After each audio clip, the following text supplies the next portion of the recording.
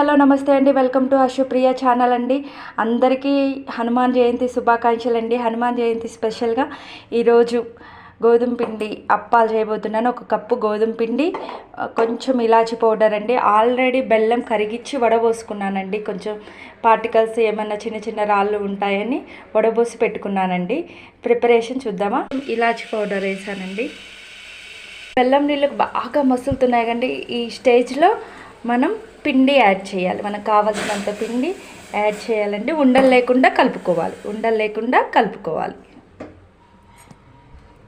లేకుండా కలుపుకున్నాము. కొంచెం వేడిగా ఉంటుంది కదా, 5-10 నిమిషాల తర్వాత చల్లారిన తర్వాత అప్పాలుగా ఒత్తుకోవటమే. కలుపుకోవాలండి పిండిని. చిన్న ఉండలు చేసి అప్పాలు అరచేతిలో ఒత్తుకున్నానండి. చిన్న చిన్న అప్పాలు చేశాను. ఇప్పుడు నూనె వేడెక్కింది కదా, అందులో